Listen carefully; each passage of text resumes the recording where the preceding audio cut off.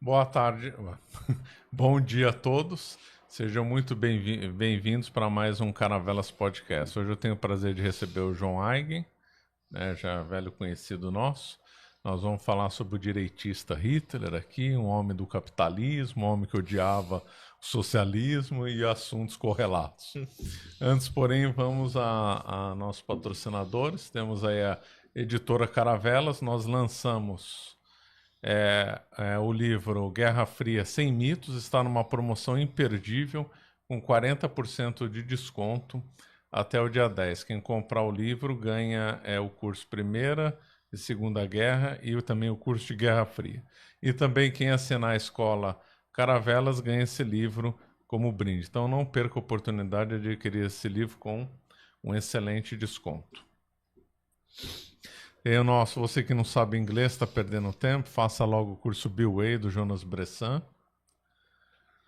Vinhos, em breve teremos aqui novidades, o nosso vinho Caravelas. Só que ainda não posso adiantar nada, mas semana que vem nós vamos fazer aqui uma promoção desse vinho, perdão. E a nossa escola Caravelas, né? Já falei, estamos aí a promoção, quem assinar a escola Caravelas ganha o livro aí de brinde. Muito bom. Então, obrigado, João, por ter vindo aqui mais uma vez aqui conversar sobre o seu grande amigo, ídolo aí e tal. Meu Deus do céu, vou ser cancelado já aqui. Brincadeira. O João me presenteou com esse livro aqui, eu tinha visto o sumário, né, o índice. Eu não li ainda, mas parece ser um livro aqui excelente. Pô, professor, agradeço o convite, sempre uma honra estar aqui presente no Caravelas. E dessa vez para falar exatamente de um livro, o livro mesmo é revolucionário. E fala sobre por que Hitler era um anticapitalista e revolucionário. É um livro inédito no Brasil, é um dos maiores e mais famosos livros do tema na historiografia mundial. Foi escrito em 1986 pelo historiador Rainer Zitelmann. À época, né? Porque hoje, se você for procurar esse autor na internet, ele tem camisa Eu Amo o Capitalismo, ele escreveu livros sobre como o capitalismo é bom, não sei o quê. Mas na época que ele escreveu esse livro, nos anos 80, ele era um esquerdista. Ah, é? Ele era Isso, esquerdista? ele era um socialista. Ah, interessante. É. E parte do que o levou a deixar de ser esquerdista foi justamente o processo de escrita desse livro. Conforme ele foi descobrindo, através de fontes primárias de discursos, cartas, artigos, livros, conversas privadas e públicas de Hitler, ele foi descobrindo que ele era mais socialista do que o autor imaginava. E isso foi colocando numa crise existencial, ideológica, digamos assim, e ele teve que repensar o seu posicionamento político e com o tempo, por causa desse estudo, ele foi deixando de ser esquerdista. Nossa, interessante o caminho dele, hein? Isso. Até hoje é um dos livros mais importantes já feitos sobre o tema. E vai ser uma honra falar sobre ele aqui com você. Então tá bom. Então vamos lá falar da pessoa mais... Acho que é uma das pessoas mais... Acho que talvez seja a pessoa mais nefasta da história. O maior demônio. Você não acha o Hitler? Tem alguém que se compara a ele em porte, maldade? Talvez Mao Tse Tung. Mao Tse Tung, Stalin, né? Pol Pot. Pol Pot. Pol Pot matou menos gente, só que numa proporção é a mais maior, absurda, né? eu acho, com certeza. Mas ele tá nessa linha, Tá né? nessa linha. Certamente top 5 piores pessoas na humanidade. Porque a gente não pode esquecer os orientais, Timur Kocho, Gengis Khan. Esse pessoal todo. Demônios, né? Uhum. E o Hitler se alinha dessas piores figuras aí da história da humanidade, né? Você não tem nem que discutir. Bom, então vamos lá. Então, você quer seguir então o roteiro aqui do livro? Sim, claro, pode ser. Então, os objetivos sociais de Hitler e sua avaliação das principais classes na sociedade moderna. Isso é algo que não é muito comentado. Qual era a visão pessoal de Hitler sobre a burguesia, ou sobre o proletariado, os camponeses, né? E antes de falar sobre qualquer tema, tem que ter eu vou explicar como é que é a metodologia desse livro, né? O Zitelmann, ele tem muito cuidado que ele não... Quando você vai na internet e você vê discussões sobre esses temas, o sujeito pinça um discurso de Hitler no hashtag ou no Reichsparteitag, né? Fala, olha, ele falou que isso aqui ele falou mal dos marxistas, portanto ele é direitista, não sei o quê. O Zitelmann, ele tem cuidado. Não é só porque Hitler falou uma coisa em público que ele automaticamente leva que isso é a opinião dele definitiva e séria. Hitler era um político, um estrategista, de certa forma. Então, o que ele falava publicamente, muitas vezes tinha a intenção de ludibriar, ou enganar, ou convencer para fins estratégicos aquele pessoal para o fim do Hitler. Não necessariamente refletia o que ele pensava, e era sincero.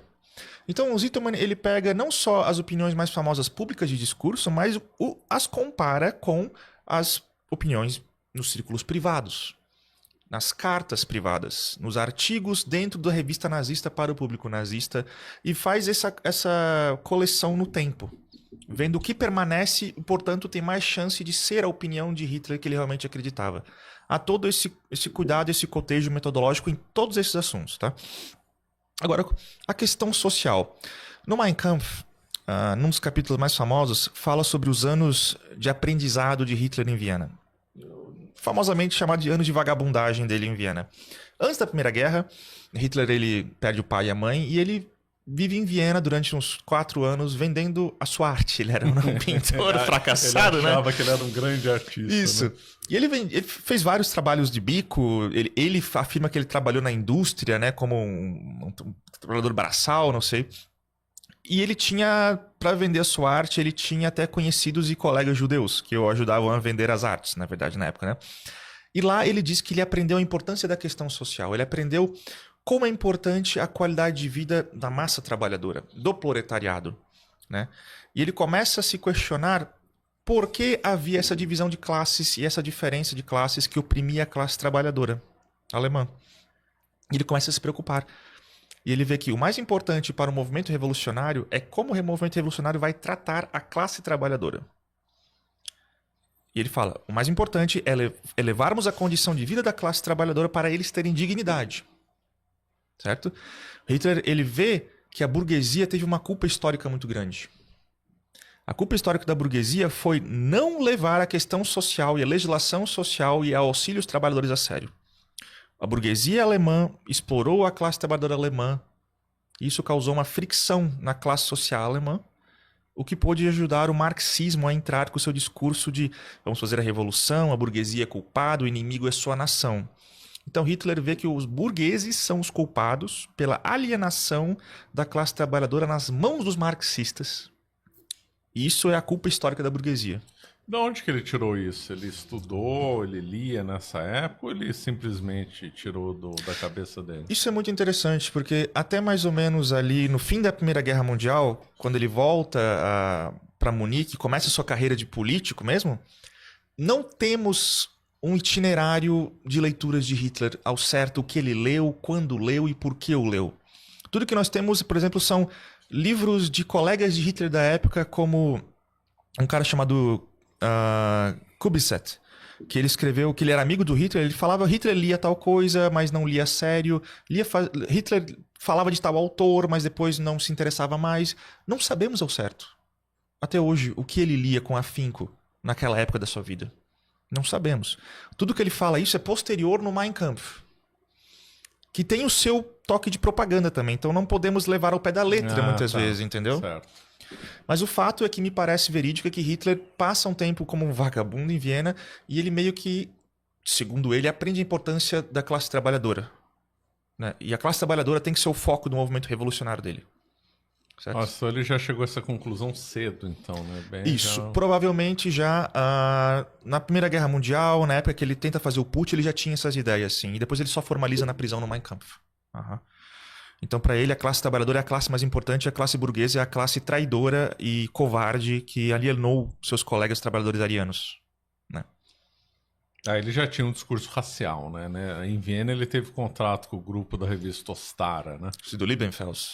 Do Liebenfels e o Guido von List, né? Isso é outra questão. Isso o livro ele comenta sobre essa ligação ou não?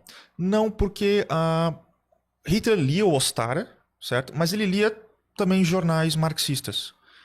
Hitler lia de tudo praticamente naquela época que envolvia o campo político, as lutas políticas da Alemanha, da Viena, da Áustria. Não, eu pessoalmente não considero Liebenfels e o von List como influências tão significativas no pensamento de Hitler. Porque esses caras tinham uma questão mais misticismo pagão, que vai naquela sociedade Thule, aquela linha ali, né? E o Hitler não era dessa linha.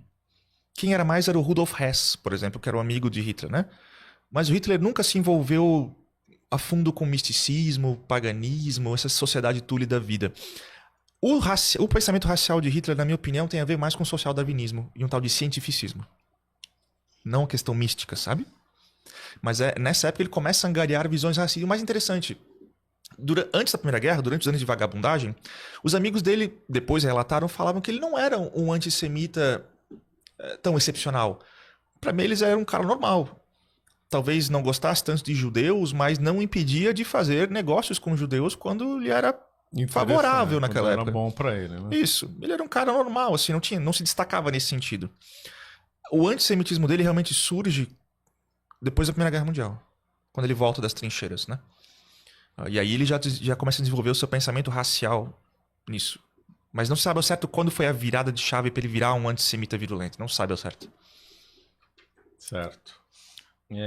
Significado e fundamentação do conceito de igualdade de oportunidades. Isso é muito interessante, veja. Hitler, ele tem uma grande ênfase na importância da classe trabalhadora. Ele vê que a classe trabalhadora alemã é o pilar da sociedade alemã e também o pilar do seu movimento revolucionário. Ele fala que o trabalhador, por estar exercendo o trabalho braçal todo dia, ele tem uma já natural virtude para a coragem, para o desafio, né? para enfrentar os desafios de maneira no seu corpo físico, na sua estatura, na sua musculatura, tem coragem. E ele fala que o burguês é o contrário. O burguês e o intelectual da academia são covardes, são fisicamente ineptos, né? E tendem a pensar só no seu lucro, né? Na sua visão de mundo, nos seus pensamentos abstratos. Ele fala que esse pessoal não serve para fazer luta revolucionária, não serve para ser companheiro, camarada de luta. Quem são os verdadeiros corajosos? Os trabalhadores. Os trabalhadores.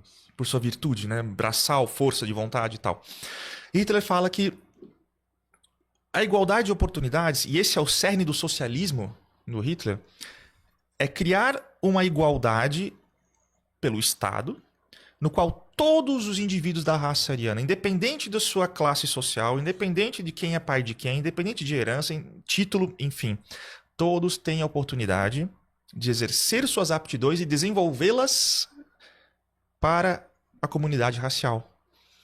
Se você é filho de um pedreiro, mas você mostra aptidão, por exemplo, para administração de empresa, o Estado vai te garantir a educação, o Estado vai te garantir os meios para que você chegue no posto, né, para dirigir a melhor empresa que você puder.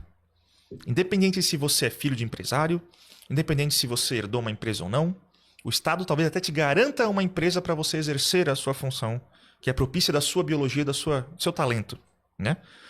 Por isso que ele fala, um filho de um empresário não significa que vai ser um bom empresário como pai. Logo, a herança não faz sentido. Ele era contra a herança, igual Marx. Em linhas gerais, ele falava que a empresa é da comunidade popular. Não é do indivíduo, não é da família. A empresa vai ser tirada da família, se for preciso, e entregue para alguém mais competente, porque a empresa a economia é função da comunidade. Não é uma propriedade privada, é uma propriedade coletiva que o Estado vai redirecionar para os melhores talentos. Isso é socialismo puro, né? Pois é. Essa é a igualdade de oportunidades de Hitler. Socialismo. A cara dura. E o mais interessante, um exemplo que ele dá é o do pintor. Isso mais tarde na vida. Isso já na Segunda Guerra. Ele fala que o pior ramo que isso acontece, ele fala que o pior que acontece é quando tem muitos títulos e diplomas que impedem as pessoas de chegar a exercer seus talentos. E ele fala, isso acontece muito no mundo da arte. Então ele já se projetou nisso. Exato, porque existem muitos diplomas e impedimentos legais que impedem as pessoas talentosas. Os melhores pintores e artistas saíram do povo trabalhador, saíram do povo, né, que trabalha na roça, não da classe burguesa acadêmica. Eles criam títulos para impedir que o talento do povo realmente floresça. Então ele fala que tem que acabar com essas estruturas hierárquicas de classes e títulos para que todo mundo possa ter sua oportunidade. Nossa, que discurso mais socialista. Pasme, ele fala isso porque ele foi impedido, né? Foi, na escola de Viena. Então, ele já se projetou aí no caso, né? Mas essa igualdade de oportunidades é o cerne do socialismo de Hitler, né? E é uma tentativa de conciliar o individualismo da biologia social darwinista, porque se você é um social darwinista, todo ser humano tem sua biologia individual, né? Mas com a necessidade coletiva da comunidade racial. Como conciliar o individualismo da biologia individual com a necessidade do coletivo da raça? Então ele chega nessa questão. Todos vão ter a igualdade coletiva, desenvolver suas habilidades individuais para a comunidade racial. Esse é o socialismo dele. E ele acreditava piamente nisso. Era um projeto que ele tinha. Com certeza. Quais são os pontos... Ele vai, não sei se está para frente aqui, os pontos de divergência do socialismo dele para o marxismo. Vamos deixar isso para depois? A gente pode falar do porquê... Qual era a relação de Hitler com o marxismo, Isso, agora que então, vem muito a ver com isso. Então vamos lá. Assim, Hitler era um antimarxista. Tem que deixar isso muito claro, isso é muito óbvio. Ele via o marxismo como uma das armas da internacional da conspiração judaica global, né? Hitler via que o marxismo, porque Marx de família tradicional judaica, mesmo que o pai tenha se convertido ao protestantismo e tal. Karl Marx, judeu. Trotsky, judeu. Então você é contra, então. Kamenev, só por judeu. Eles serem judeu, eu já sou contra. E por ser o internacional. Tem o tal do internacionalismo, né? Ah, tá, porque ele era um nacionalista. Isso. Ele fala que o marxismo é internacionalista porque os judeus são uma raça internacional que não tem sua própria nação e querem explorar as outras. Então ele fala, o marxismo é um vírus judaico que entra nessa relação conturbada da burguesia alemã com o proletariado alemão para disseminar a discórdia entre as classes da comunidade racial e destruir a unidade nacional. Certo? Hitler claramente é um antimarxista porque ele não quer que a luta de classes do vírus judaico marxista destrua a unidade da nação alemã. Mas o Hitler, ele tinha uma tremenda e gigantesca admiração pelos marxistas. Ele elogiou o método dos marxistas. Perfeito. Né? Perfeito. Hitler, ele desprezava profundamente a burguesia. Toda a classe burguesa aristocrática, monárquica, tradicionalista, ele detestava, ele odiava e nunca deixou de odiar em nenhum momento, né? Mas ele tinha um grande respeito pelo movimento marxista. Por quê? Hitler via a si mesmo e o seu movimento nacional socialista como portador de uma Weltanschauung, que em tradução para português é uma visão de mundo. Mas é uma visão de mundo no sentido de ser uma ideologia fechada e coesa, né, que pode dar força ao movimento político. Ele fala que só o movimento dele e os marxistas têm essa capacidade, têm essa ideologia, essa Weltanschauung. Por isso que os marxistas são os principais concorrentes, os mais perigosos, e por isso têm que ser respeitados. Eles são os verdadeiros concorrentes inimigos que podem realmente mostrar um impedimento para o nacionalsocialismo. Hitler não via a burguesia e os aristocratas como um impedimento para a ascensão dele. Ele também não nutria nenhum tipo de respeito por eles. Não, ele falou que a burguesia, os aristocratas, eles são peões para ser utilizados no jogo político e depois podem ser descartados, né?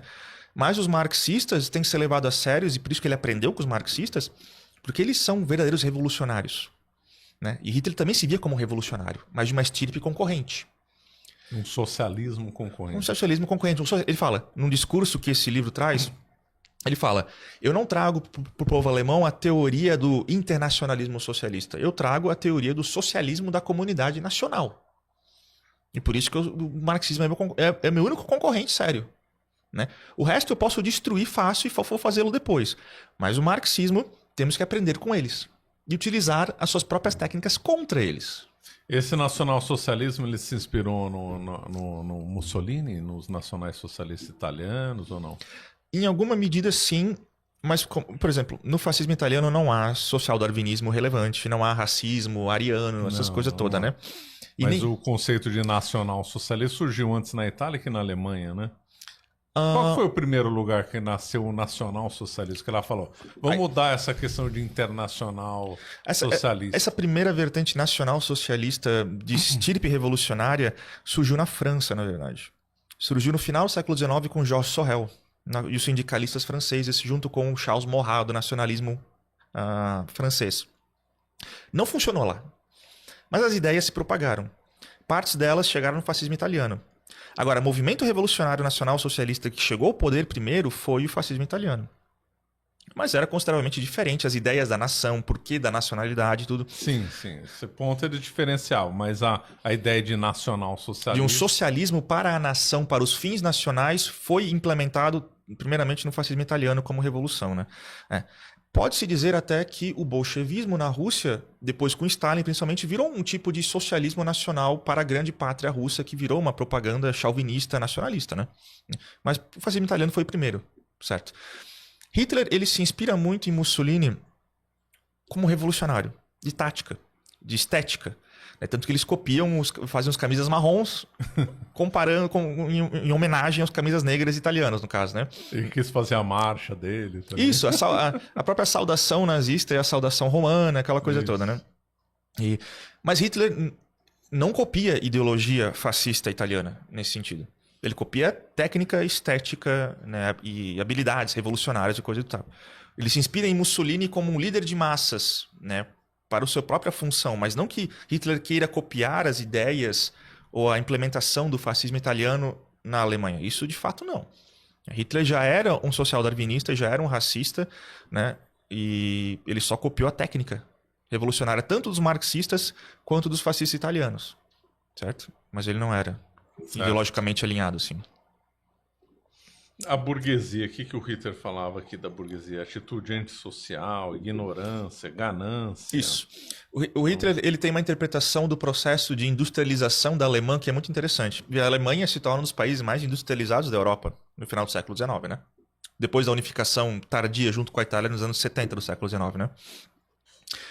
E Hitler fala que a industrialização é algo bom. Tecnologia, avanço tecnológico, bom, excelente, temos que fazê-lo. Mas, como foi feito, conduzido pela burguesia alemã, foi uma catástrofe, ele fala. Foi uma catástrofe porque negligenciaram o proletariado alemão. Houve o êxodo rural do proletariado, saindo da roça, indo para as grandes fábricas, e a burguesia alemã tratava o proletariado como gado, segundo Hitler. Horas de trabalho, 18 horas, né, condições insalubres, sem nenhum tipo de legislação social e previdenciária do Estado para preservar a saúde da classe trabalhadora. Ele fala que se dependesse da burguesia, em 100 anos, a saúde do trabalhador alemão teria totalmente quebrado e seria uma nação quebrada. Então Hitler culpa profundamente a burguesia por todo o processo de pauperização e alienação da classe trabalhadora que facilitou o trabalho do marxismo. E ele fala que a burguesia fez isso por ganância, mais preocupados com o seu lucro pessoal, né?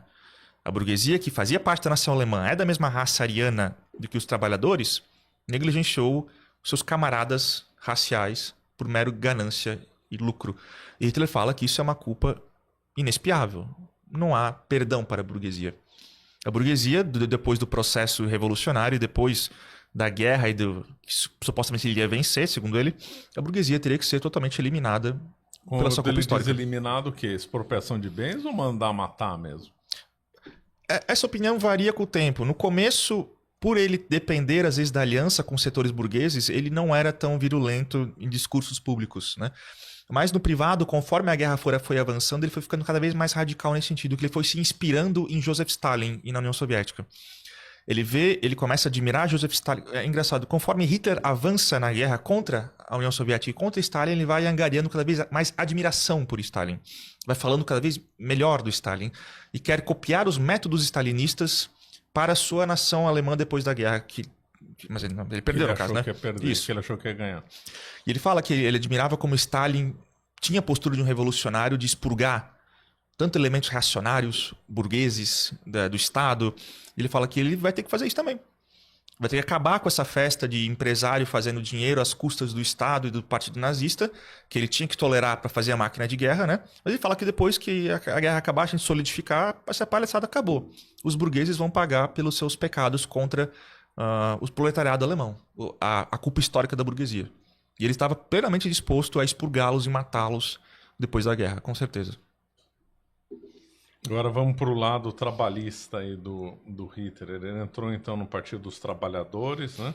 Do Anton Drexler lá em 1919, 1920, ele foi o cartão de entrada número 7 do partido. Ele entrou como um espião, né? A mando do exército.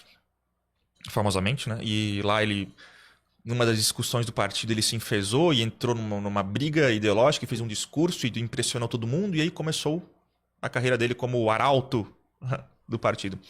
Mas por que se chama Partido dos Trabalhadores e depois vira Partido Nacional Socialista dos Trabalhadores Alemães? Isso o livro explica com muita certeza. Porque, como eu falei até agora, o Hitler ele se via mais representado e ele queria a classe trabalhadora. E a classe trabalhadora tinha virtude, era heróica, tinha força de vontade, tinha força física, não era gananciosa, não era individualista. Se sacrificava pelo trabalho, se sacrificava pela sua nação. Ele queria esse pessoal para o seu movimento revolucionário. E não queria burguês, não queria riquinho, não queria aristocrata. Então, quando ele fala Partido Nacional Socialista dos Trabalhadores Alemães, ele realmente fala, é um partido nacional de um socialismo para a classe trabalhadora alemã. Porque é essa classe que ele quer promover, que ele quer ajudar, né? E não os burgueses, não os conservadores. Não é só uma... Elias Jabbour, né, fez um vídeo muito famoso ano passado, falando que o Hitler só colocou nacional-socialismo por pura propaganda. E muita gente acredita nessa bobagem até hoje. Quando tem várias conversas privadas, cartas privadas, entrevistas de Hitler dizendo abertamente eu coloquei nacional-socialismo dos trabalhadores alemães porque meu partido quer fazer um socialismo nacional para a classe trabalhadora alemã, que é a única classe, né, que realmente representa a virtude heróica e a força de trabalho do alemão. Isso é muito claro. É, que eles dão essa desculpa, não, era só para enganar, massa de manobra e tal. Né? É estupidez, isso aí é facilmente refutável. O livro todo traz um monte de discursos públicos, privados, falas privadas, conversas, cartas, artigos do Illustric Beobachter, que era o jornal do Partido Nazista. Então ele falava abertamente isso. Eu não sei porque as pessoas ainda se confundem. Né? Só procurar na internet. Agora tem o livro também. O que ele falava dos camponeses? Hitler, ele não era, assim, um sujeito muito afim de... tem gente que fala que Hitler queria uma utopia agrária. Hitler queria voltar ao tempo e fazer uma utopia agrária, né, lá no Lebensraum, lá no leste. Isso, né? Exatamente. Mas isso é mentira. Hitler era um modernista. Ele se via como um modernizador da sociedade alemã. Ele gostava da tecnologia, ele gostava do avanço industrial, com certeza. E ele queria que os camponeses tivessem também a sua cota de direitos junto com a classe trabalhadora. Os camponeses, para Hitler, também eram uma força de vontade, de vigor e de trabalho muito poderosa, porque eles tinham que calcular a colheita, as estações, tinham que colher, tinham que trabalhar direto. Então, para ele, era um repositório de força e virtude e vida, né, junto com a classe trabalhadora. Então, ele via com bons olhos. Mas Hitler, ele não coloca a classe camponesa separada da classe trabalhadora, assim, muito. Ele meio que mistura no seu discurso como se fosse uma coisa só. Todos eles são trabalhadores, certo? Embora muitas vezes ele dá mais ênfase no trabalhador fabril, no caso assim. Mas ele colocava os camponeses junto com a classe trabalhadora no mesmo sentido de ser uma classe que deve ser protegida, né?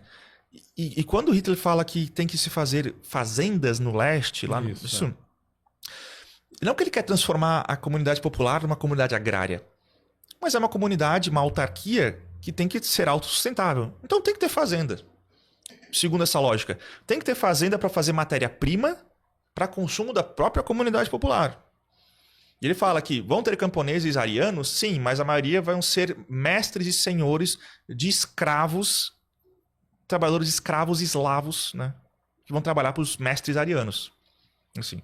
Mas não que ele queria ser uma utopia agrária, assim, isso é ridículo. Mas de fato ele defendia a escravidão dos eslavos, né? Não, com certeza, ele fala que na autarquia alemã, se ele ganhasse a guerra, o trabalho escravo ia ser necessário, sim, das raças inferiores, principalmente na agricultura. Né? Porque ele falou que ele não quer deixar os arianos, né, destruírem seus corpos e suas saúdes, quando ele pode deixar as classes inferiores fazer o trabalho sujo para os mestres arianos, né? Nossa, que horror, né? Coisa assim, totalmente abjeta, né? E, de fato, que medidas econômicas o Hitler promoveu na Alemanha? Depois que ele chega no poder, né? Em 1933. Veja, isso é uma coisa muito clara que tem que se deixar muito claro. Quando se fala do período de 33, principalmente a 39, antes da guerra, pessoas falam, o Partido Nazista e Hitler fizeram XYZ ali, logo eles são capitalistas, logo eles não sei o que. Gente, primeira coisa, vocês têm que ler o Mein Kampf. Se tu vai falar de Hitler, obrigatoriamente tem que ler o Mein Kampf. É um misto de propaganda, é muito mal escrito, é enfadonho, certo? Mas há momentos de extrema sinceridade por parte de Hitler. Principalmente no que concerne aos seus objetivos revolucionários. Porque o Mein Kampf foi feito para ser uma cartilha ideológica para o movimento. É para que todo mundo que entrasse no movimento tivesse já a sua Bíblia para se pautar e aprender o básico do movimento nazista para fazer sua militância. Então Hitler ele não fez tudo por propaganda no Mein Kampf. Ele colocou seriamente e com sinceridade os objetivos revolucionários do seu movimento. O que eles tinham que fazer? 2 são os principais objetivos do partido nazista, delineados no Mein Kampf. Primeiro, e eles são conectados. Um vai ser consequência do outro. Destruir a conspiração dos judeus, tanto dos judeus no marxismo quanto os judeus no capitalismo internacional, na bolsa de valores, nas grandes empresas, né? E, consequentemente, destruir a União Soviética, que era um estado controlado por judeus, e tomar as terras da Rússia e da Ucrânia para fazer a sua autarquia. Tudo que o movimento nazista delineou durante 33 e 39 para fazer em questão de rearmamento, em questão de política monetária, em questão de relação com empresas, foi direcionado para esses objetivos. Significa que o que eles fizeram em 33 e 39 era o ideal de uma sociedade para Hitler? Não. Era em grande parte estratégia para alcançar os 2 objetivos principais delineados já nos anos 20 no Mein Kampf. E só depois que ele derrotasse o Estado bolchevique judeu e tomasse as terras férteis do leste, aí que a autarquia e a comunidade popular seria estabelecida. Ali é que seria o ideal da sociedade para Hitler. Não o que aconteceu em 33 e 39. Tem que se interpretar esse período como misto de estratégia pragmática de rearmamento para a guerra. A relação de Hitler com a burguesia naquele período não foi a relação da opinião sincera de Hitler sobre a burguesia. Foi estratégia. Tanto que Hitler estava planejando matar e expurgar a burguesia depois da guerra e tomar as empresas para a comunidade nacional. Mas mesmo assim ele estatizou a empresa, ele colocou gente dele lá nas empresas, nos conselhos. Naturalmente. Como é que foi essa história? Quando chega ao poder, ocorre a destruição dos sindicatos. Né? O Hitler e o Partido Nazista eles expurgam os sindicatos controlados por marxistas, segundo eles, judeus, né? E ele faz uma grande Gleichschaltung, que é a sincronização. É um processo revolucionário no qual o Partido Nazista sincroniza todas as partes do Estado para estarem de acordo com as decisões do Partido Nazista. E eles criam a DAF, que é o Sindicato da Força de Trabalho Alemã. É um sindicato controlado pelo partido que monopoliza toda a atividade sindical da Alemanha. A DAF ela chegou a ter 38 milhões de membros no seu auge. Isso era quase 50% de toda a população da Alemanha. E todo... Devia ser o maior do mundo, né? Era o maior do mundo? Acho que a Índia tem a maior. População... tu não vai conseguir ganhar da Índia desses caras em população, né? Mas, proporcionalmente, foi um dos maiores do mundo, população, né? E esse sindicato controlou e monopolizou o mercado de trabalho na Alemanha. Todo tipo de contratação de trabalhador em relação com empresas tinham que passar pelos crivos da DAF e pelos crivos ideológicos nazistas.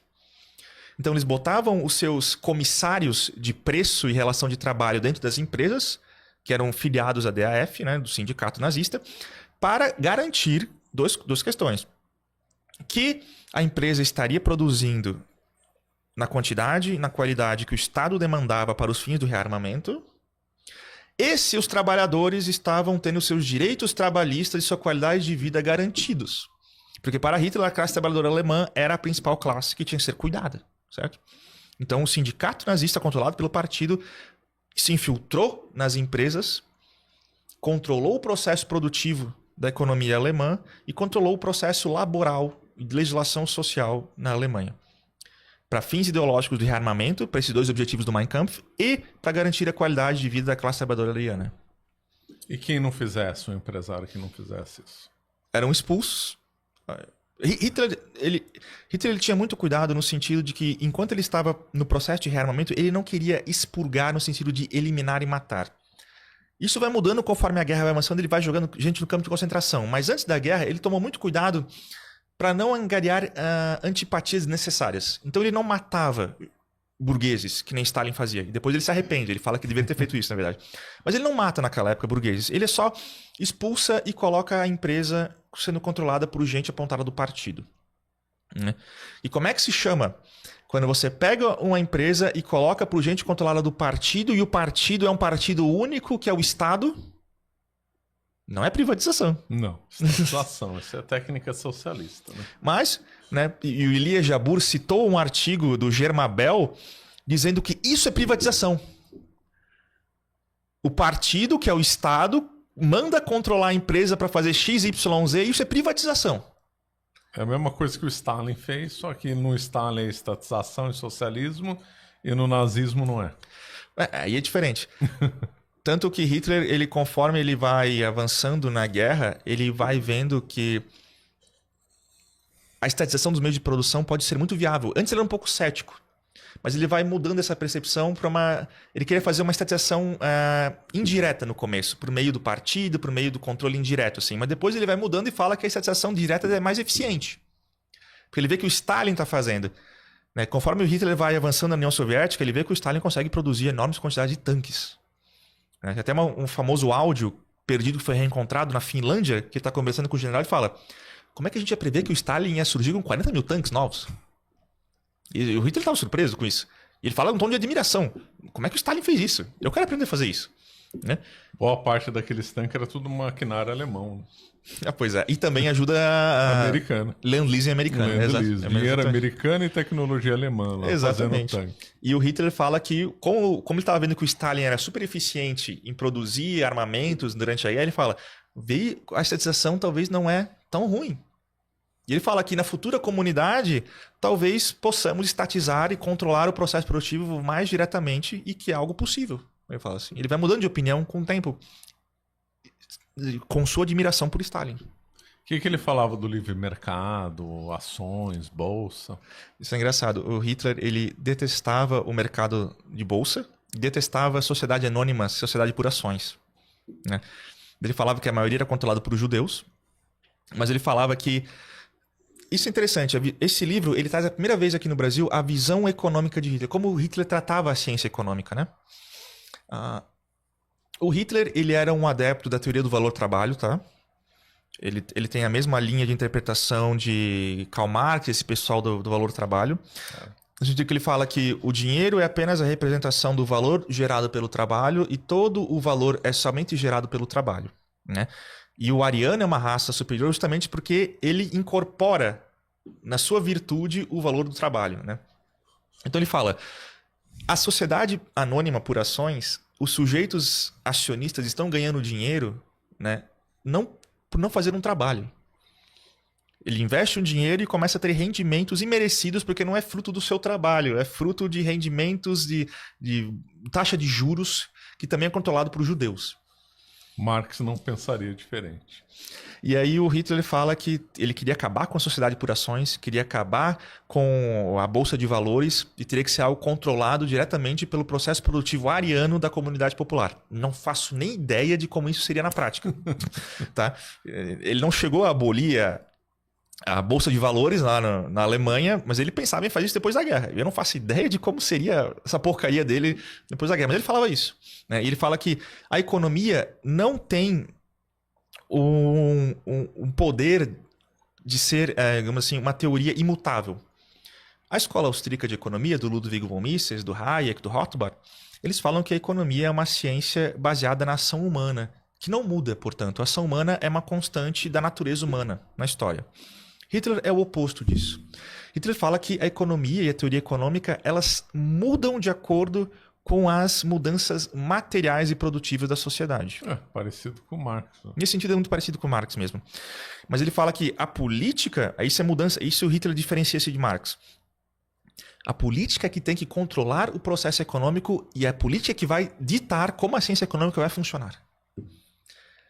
Marx fala que é o processo produtivo, que aí a infraestrutura que representa a superestrutura, né? Hitler é o contrário.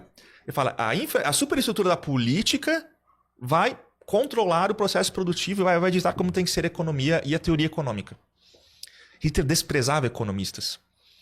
Desprezava economistas que eram céticos, segundo ele, aos seus planos.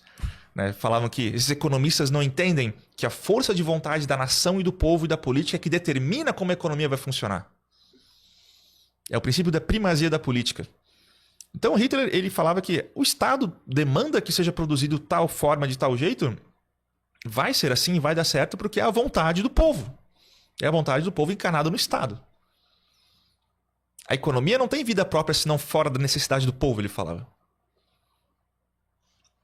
Esse modelo você acha parecido com o modelo chinês, por exemplo? Em teoria econômica, não diria que não, mas na prática, por exemplo, a prática da DAF, que era o sindicato nazista, era muito similar hoje em dia ao que acontece na China, né? A China também tem os seus sindicatos controlados pelo partido chinês, e eles se metem lá nas fábricas, nas empresas, e meio que as empresas na China nunca são exatamente dos proprietários, né? Sempre são... Tem alguém lá do partido, né? É como se toda empresa chinesa fosse economia mista, entendeu? E se você não vai muito de cara com o comissário do partido na empresa, o cara vai falar mal de ti, tu vai sofrer represália, tu vai ser chamado no cantinho, na sala lá pelo líder do partido pra falar que tu tá fazendo merda. Fica de olho, senão pode acontecer alguma coisa, vão baixar teu crédito, ou tu pode sumir por um tempo, tirar umas férias forçadas, sabe-se lá pra onde, né? Parecido. A DF nazista fazia isso em algum sentido também, em alguma medida também com os empresários alemães. Só que parece que então a China é mais capitalista que o nazismo, né? O objetivo final do Hitler. Sim, o objetivo final do Hitler não tinha nada a ver com capitalismo privado, mas sim uma mistura de empresa privada e empresa estatal para as necessidades da comunidade do povo. Mas aí a propriedade privada não era privada, é propriedade do povo. Do povo. Você poderia ser expropriado se alguém mais competente que você mostrasse que poderia gerir melhor a empresa para a necessidade do povo, então você se fudeu. Entendeu? O Estado vai tirar a tua empresa e vai te dar pro cara. É isso aí. Teve um empresário que foi preso ou teve que fugir, aquele Thyssen, né? Fritz Thyssen. O que aconteceu com ele? O Fritz Thyssen tem até um livro sobre... O nome do livro se chama Eu Financiei Hitler, né? I Paid Hitler. E o Thyssen é herdeiro da Thyssen, que hoje é ThyssenKrupp, né? Que é aquela grande... Gigante, né? E na época já era gigantesca também, né? É um dos homens mais ricos da Europa na época. E o Thyssen foi um dos únicos burgueses ricos que realmente financiou Hitler antes da tomada do poder em 1933. O partido nazista, ele era visto com muitos maus olhos pela classe burguesa. Eles achavam que o Hitler era muito radical e pendia muito para a radicalização política, econômica e socialista. Há várias cartas e conversas entre grupos de empresários debatendo sobre como lidar com o fenômeno Hitler. Eles não confiavam no Hitler, achavam ele um demagógico, um populista, que de fato ele era, e que queria, e achavam que ele ia aumentar muito os impostos e expropriá-los para fazer seus programas populistas que ele falava nos discursos, né? E de fato o Hitler entendia fazer isso cada vez mais. Mas o Thyssen, ele achava que Hitler poderia ser uma força para controlar os marxistas. De fato, ele estava certo nisso, né? Mas depois que o Thyssen, o Hitler chega ao poder, o Thyssen passa a ser controlado pelo Hitler. O Hitler começa a querer dar pitaco junto com a DF na empresa dele. E aí o Thyssen achava que podia... Não, eu sou teu amigo, eu te financiei, né? Eu não preciso disso, não sei o quê. A minha empresa não precisa controlar, não precisa meter o comissário aqui no meio, não precisa, né? Aí o Hitler... Desculpa, não. Dane-se você. Eu tô no poder. Se tu quiser, eu te mando embora. Se tu quiser, eu te mato. Não tá nem aí, tá ligado? Eu tenho o exército, você não. Tanto que o Thyssen fugiu. No começo da Segunda Guerra, ele fugiu porque o Hermann Göring, né, foi cada vez mais ameaçando estatização das empresas Krupp, Thyssen, né, caso eles não seguissem os ditames da economia de guerra. E o Thyssen, ele fugiu. Ficou com medo e fugiu para a França. E lá ele foi preso depois, na invasão da França ele foi preso por nazistas e passou uma temporada no campo de concentração. Mas não foi morto. E depois ele escreve esse livro como uma meia-culpa, tentando uma expiação pelo seu pecado de financiar Hitler antes do poder. Né? É assim que Hitler tratava os burgueses. Os utilizava quando queria e quando achava necessário, e provavelmente depois ele faria cada vez mais, o descartava porque ele achava que eles eram um lixo. Os marxistas aí, web comunistas, dizem que o Hitler teve financiamento de multinacionais, aí tá provado. O liame dele com os magnatas e tal. Depois da tomada do poder, isso realmente acontece. Mas antes de 1933, as campanhas eleitorais, não havia quase nenhum financiamento de grandes empresas alemãs ou internacionais. É engraçado, mas o Partido Nazista ele se tornou uma força política muito baseado na propaganda, na força demagógica e da personalidade de Hitler e no sentimento de pertencimento a um grupo político importante. As pessoas se vinculavam ao Partido Nazista e muitas das pessoas eram classe média e classe trabalhadora porque se sentiam representadas por Hitler e o partido. E elas genuinamente se sentiam isso. Porque Hitler queria representá-los. Tudo que ele fazia, o tal do nacional-socialismo, era voltado para as classes médias, trabalhadoras e camponesas. Ele acreditava piamente nisso. Como é que era financiado o partido? Esse livro chega a comentar, você sabe? Esse livro, não, mas eu tenho... Talvez tenha um livro muito bom em alemão, ainda que não foi traduzido, que fala justamente como o Partido Nazista se desenvolveu numa força eleitoral. Do Jürgen Felter. E ele fala que era muito... O termo que eu acho que eu lembro que eu traduzo para o alemão para o inglês é grassroots, no sentido de ser assim, mais indireto na raça, não por financiamento de grandes empresas. Eles se financiavam a si mesmos. Vendiam tickets para discurso de Hitler, vendiam cópias do Mein Kampf, vendiam bandeiras, vendiam camisas. Essas coisas. E as pessoas foram aderindo e comprando.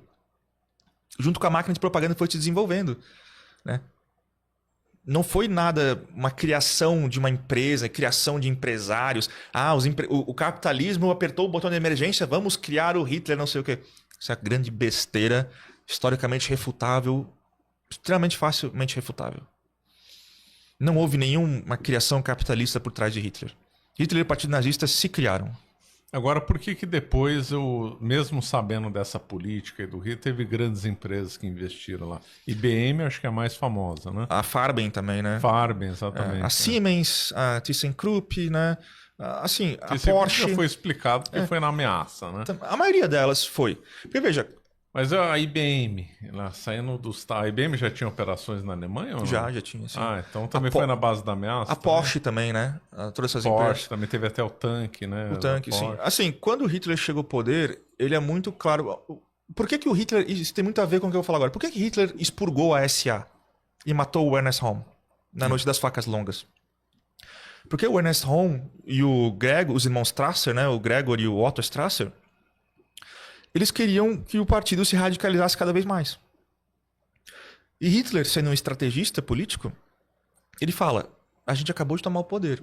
O que vocês estão falando de matar burguês, de fazer revolução agora? O nosso poder depende da nossa coalizão, que a gente chegou aqui. A gente tem que amadurecer o nosso poder, amadurecer nosso controle sobre o Estado, o Exército, a burocracia, para depois a gente fazer isso. O Mussolini também usou essa técnica na Itália, né? Também. Ele amaciou o discurso para angariar apoio para se manter no poder. Perfeitamente. Tanto que Hitler, durante a campanha eleitoral, Hitler proibiu, sendo punido por expulsão do partido, qualquer um que revelasse os planos econômicos verdadeiros do Partido Nazista durante a campanha eleitoral. Ele fala, nós não podemos revelar nossas verdadeiras intenções, nossos planos econômicos, antes de tomarmos o poder para não afugentar qualquer tipo de apoio que pudermos angariar dos nossos aliados direitistas, burgueses, porque depois eles vão ver que nós não somos partes deles. Nós só queremos utilizá-los e descartá-los. Então ele proibiu todo mundo do partido de revelar os planos econômicos, né? Mas por que os burgueses e capitalistas apoiaram Hitler depois que ele chegou ao poder? Bem, porque ele era o cara que chegou no poder. Sempre há uma relação de simbiose entre grandes empresas e o Estado. Com o nazismo não foi diferente. Mas há uma diferença nesse sentido. Conforme o Hitler e a SS e a DAF e o partido foi ficando mais forte, os empresários foram perdendo o controle sobre Hitler. Os direitistas, como o von Papen e o Schleicher, né, que achavam que podiam controlar Hitler, por isso convenceram Hindenburg a colocá-lo na chancelaria. O von Papen, né? Isso. Foram perdendo o controle do Hitler, do nazismo, porque todos eles subestimaram Hitler. Todos achavam que ele era um bufão, um burro, demagogo, que não sabia de política e estratégia. Quando é justamente o contrário. Hitler pegou esses caras todos e passou a perna em todo mundo. E transformou o Estado nazista numa superpotência dentro da Alemanha. Escanteou o Papen, matou Schleicher e depois foi cada vez mais ameaçando e controlando os burgueses que também acharam que podiam controlá-lo. E todos estavam errados. Todos. Subestimaram o poder da militância, da SS, da SA, da DAF. Todos eles subestimaram. Achavam que Hitler era mais um populista escroto e idiota que podia ser facilmente controlado e pagaram caro, muito caro por isso. E não deu outra. Todas essas empresas foram paulatinamente controladas, né, pela DAF, pelos comissários. Foi se colocando legislação social para preservar a classe trabalhadora às custas dessas empresas, com esses empresários protestando, indo contra, e Hitler cada vez mais ameaçando-os, né? Conforme a guerra foi avançando, cada vez mais os empresários se viam com medo, acuados. Hitler cada vez mais estatizava, ameaçava-os, né? E isso era um processo natural, mas esses idiotas não estudaram quem era Hitler. Não estudaram as ideias do Partido Nazista. Quem avançou mais na estatização, o Mussolini ou o Hitler? Foi o Hitler. Hitler conseguiu estatizar mais a economia alemã do que o Mussolini tinha feito. Estatizar no sentido de o Estado... De controle, mesmo indireto. Eu acho que o Hitler chegou a controlar mais por causa da economia de guerra, porque ele fez a economia nazista naquela época justamente para cumprir o objetivo do Mein Kampf de tomar as terras do leste, né? Então toda a economia foi arquitetada para um controle indireto e operacional, e algumas vezes direto, de todas as parcelas da economia. Todas, né? O Mussolini não tinha a ideia de jogar o fascismo numa guerra europeia. O fascismo italiano não tinha essa ideia de fazer Lebensraum, não tinha essa ideia de tomar terras do leste. O Mussolini queria pegar colônias na África, no ele caso. Ele gostava do Mediterrâneo, Mussolini. Isso, ele queria ter colônias para poder ser um cara igual que nem os ingleses, para poder ter o seu lugar ao sol e ter suas próprias colônias, né? Então o Mussolini, o corporativismo fascista foi muito mais no sentido de transformar a economia italiana numa corporação entre trabalhadores e empresários controlados pelo Estado para ter a justiça social, né? E o Hitler não. Toda a economia nazista foi para um claro, determinado e previsto rearmamento para uma guerra que ele viu como inevitável. Mas na República Social Italiana, o Mussolini quis ser mais radical lá no socialismo, né? Quando o Mussolini ele é apeado ao poder em 43 e ele é preso na prisão e o Hitler ele manda salvá-lo, né? Os caras caem de paraquedas na prisão. A operação foi realmente impressionante. O Otto Skorzeny, que era o alcunhado homem mais perigoso da Europa, foi lá e salvou Mussolini. Aí Mussolini ele passa a comandar um estado fantoche no norte da Itália, que é a República Social Italiana, né? E lá ele e o seu amigo Nicola Bombatti, comunista, que era um dos fundadores do Partido Comunista Italiano, junto com Antônio Gramsci, e homem de confiança de Lenin no começo da Revolução Russa, né, o Bombatti. Os dois fazem uma carta política querendo estatizar as empresas, porque Mussolini viu que ele havia negligenciado a Revolução Fascista durante o governo. Agora que ele está nas últimas, ele fala que eu quero voltar às minhas origens revolucionárias. Quero deixar o fascismo como ele realmente deveria ter sido. Uma revolução intransigente contra a burguesia, contra o monopólio, a favor da classe trabalhadora. Eles tentam estatizar as empresas, mas não conseguiram. Não tinham mais força, né? Mas era a intenção, no final. Como é que era a declaração do Bombatti, falando que o verdadeiro executor do socialismo seria o Mussolini, não é isso? O Bombatti, quando o Mussolini vai lá para o norte da Itália, o Bombatti o segue, né? Ele passa por várias cidades italianas discursando nas praças, que é muito comum na história política italiana, a praça, né? A piazza. Você discursa na praça para todo mundo ver, é o local público de passar as ideias, assim, né? Era o Twitter da época era você ir para a praça, né? Nas cidades, assim. E Bombatti vai nas praças e ele fala que a verdadeira revolução é com Mussolini, na República Social, não é com Stalin. O verdadeiro socialismo é mussoliniano e não stalinista, não sei o quê. Isso que Stalin foi um grande apoiador. O Bombatti foi um grande apoiador de Stalin por muito tempo, né? Depois ele ele vai virar amigo novamente do seu ex-camarada de militância socialista Benito Mussolini, né? Depois de sair do Partido Comunista Italiano que ele ajudou a fundar. Exatamente. Aí fica na cara que Mussolini era um outro socialista atacado, né?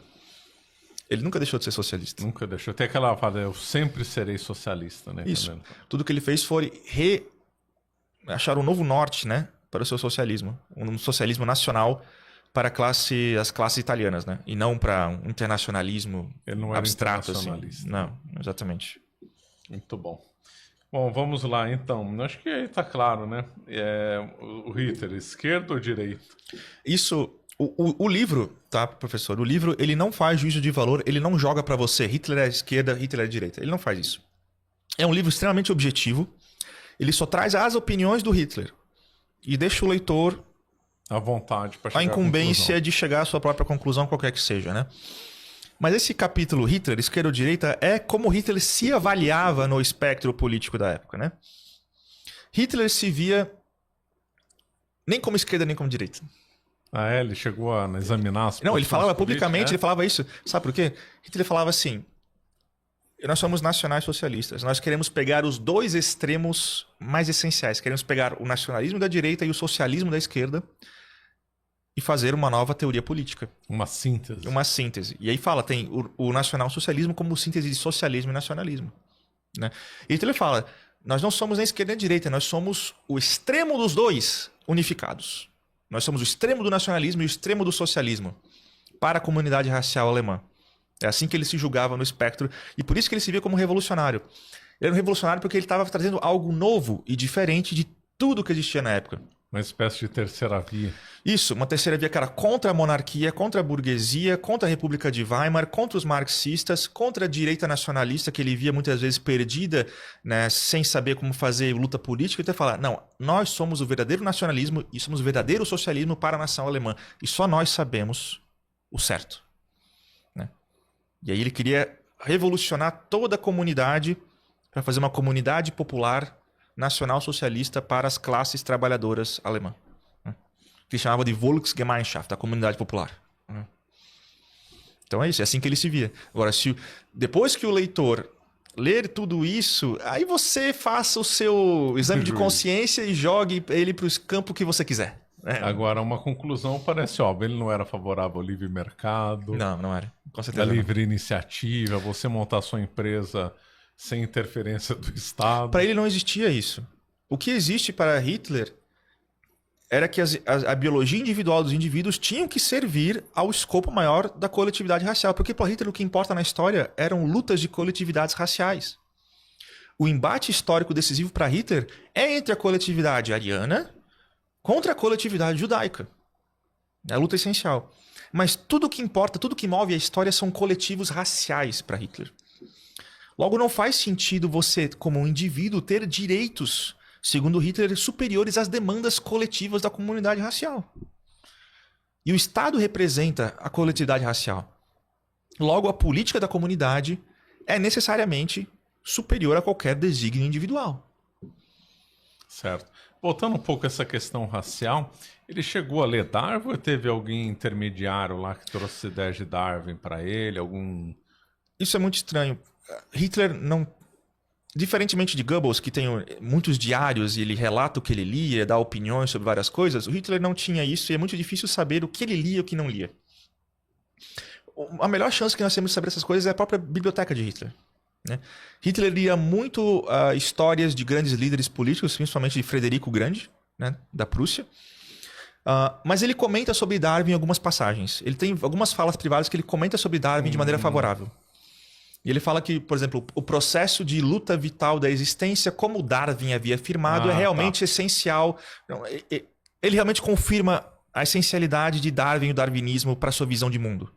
Algumas vezes, assim. Temos várias referências disso, assim. Então é certo que se ele não leu Darwin, ele provavelmente se familiarizou com essas ideias por meio de outros, né, por meio do momento da época. Porque o darwinismo ele infectou a Alemanha de maneira tremenda, né? Antes mesmo da Primeira Guerra Mundial, a Alemanha se tornou praticamente o epicentro da eugenia do mundo, mesmo que a eugenia surgiu na Inglaterra e depois nos Estados Unidos, mas a Alemanha se tornou o epicentro disso.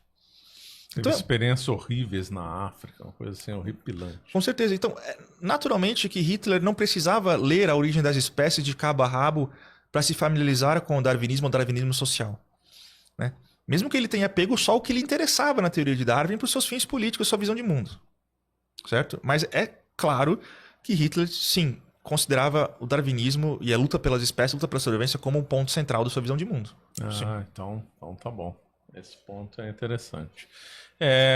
O livro comenta sobre as pessoas próximas do Hitler e as visões políticas dessas pessoas, Goebbels, Hess e outros. O livro, como Hitler não deixou diários e coisas assim, há muitas passagens que são corroboradas por relatos e reminiscências de pessoas que estavam muito no círculo de Hitler.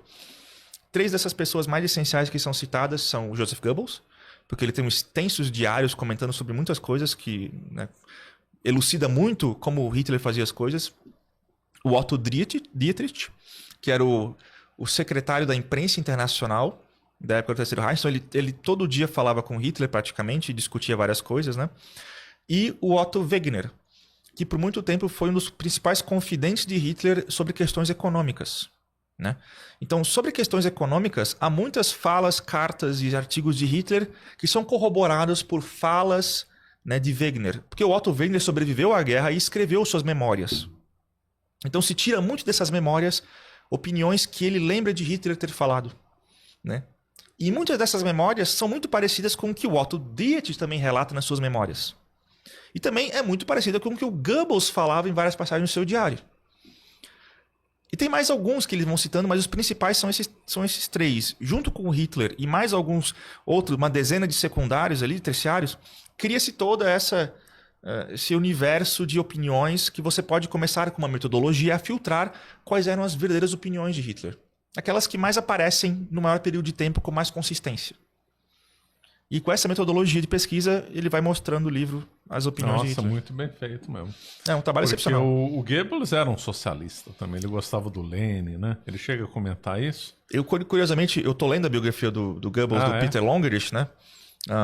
O Goebbels, ele realmente sempre se via mais como um radical socialista, né? Ele era mais do estilo bolchevique, né? Ele tinha um pendor bem grande ao bolchevismo, principalmente antes da tomada do poder, né? Ele se via como radical socialista. Mas depois que ocorre o expurgo da SA, porque o Gregor Strasser também é morto, o Goebbels se afasta dessa linha para se alinhar mais a Hitler, né? Falou, peraí, né? A coisa tá ficando feia. A coisa tá ficando feia, então eu vou... Porque o Hitler era o grande ídolo do Goebbels, então ele vê que... Pô, eles mataram os caras que eu era mais alinhado e o Hitler é meu líder, então ele começou a maneirar no socialismo dele. Mas ele nunca deixou de querer ser um revolucionário socialista, né? Nesse sentido, assim. E o Goebbels, ele vai deixando esse pendor do bolchevismo de lado e ele vai comprando a ideia de que o bolchevismo é uma ideologia judaica.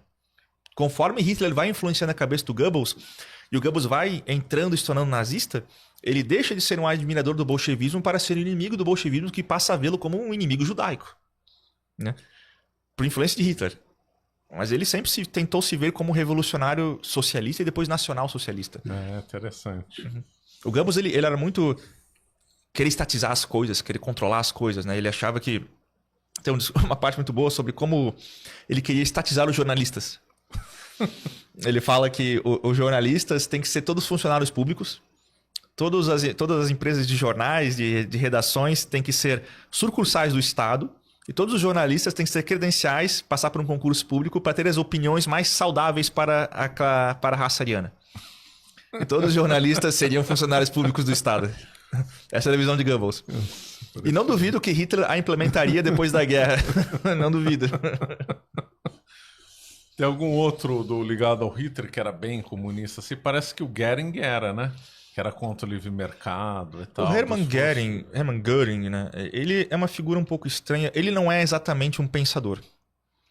Por exemplo, Goebbels, ele tinha uma visão ideológica mais definida. Ele se importava com questões de princípios e de ideologia. Himmler também. Heinrich Himmler também. Aquele Walter Daher, que era o argentino que virou o cara da agricultura. Da agricultura. Qual que era a visão? Isso daí devia ser importante, né? Ele falava do sangue solo, né? Praticamente, né? Eu já vou comentar dele. Ah, tá bom. Mas ele também tinha uma base ideológica muito forte. O outro cara que era muito ideologicamente centrado era o cara do mito do século XX lá.